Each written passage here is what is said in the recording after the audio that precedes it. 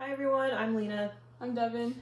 For my lit paper we did generalized motor programs, and so we're going to talk a little bit about GMPs. A GMP is basically generated movement sequences from a class of movements which share invariant sequences such as sequence order, relative timing, or relative force, and this was based on Whittaker's findings in 2000. An example of a GMP that we're already all familiar with came from grade 2009 in the baseball paper, where they discussed either a change in a motor program or the creation of an entirely new one. So based on figure 1,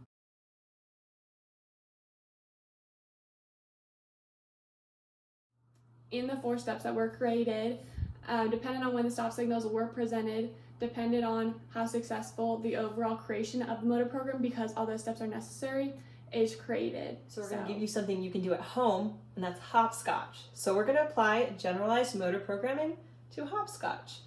And so there are positive and efficient ways that a person can use GMPs and the understanding of GMPs in learning a new skill, such as hopscotch.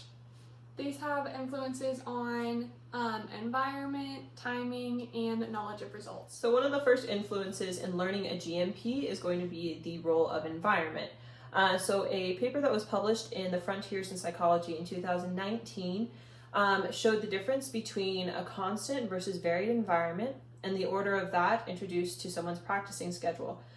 So for example, with hopscotch, that would be having someone learn how to appropriately jump in one place. That's a constant environment. They're not going to be moving forward or backwards. And then once they've gotten that down, introducing moving forward. This is an example of doing constant environment with an example of hopscotch. Constant environment, I'm going to be moving forward in a varied environment with what I learned from hopscotch. Moving forward. So another influence in learning a GMP is going to be knowledge of results. And so as we've talked about in this class, knowledge of results is the result of a person's performance being released to that participant after they've completed something. So for example, knowledge of results in application to hopscotch would be that if I told Devin to jump like a half a foot high, and if she doesn't, then saying no, or if she does, saying yes. So that would be giving her a knowledge of her results.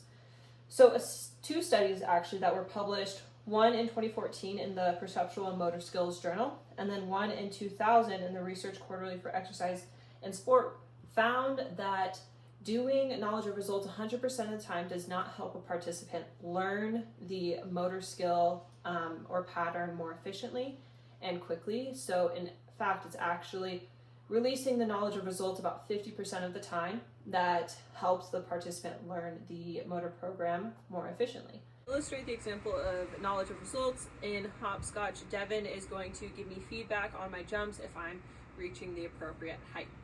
Let's see if Lena has some hops. So, here we go. No. Yes. Yes.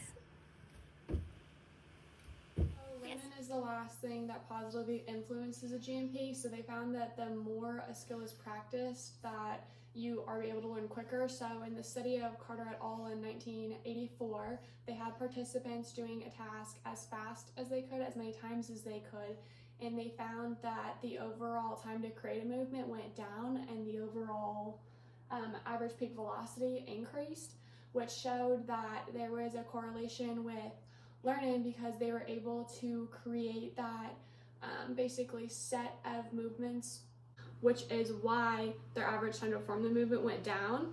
EMG analysis within this study also showed improvement of muscle contraction and duration throughout as they progressed through the trials. It improved. So that also showed that your motor recruitment was basically getting enhanced and learning was increased. In conjunction with this, the way in which you practice affects the creation of a GMP. So how much you practice is important, and then the way you practice. So when we talked about earlier in the constant versus varied environment, if you start out with a constant environment and then move to a varied environment, once that practice is done, the creation of a GMP is also improved.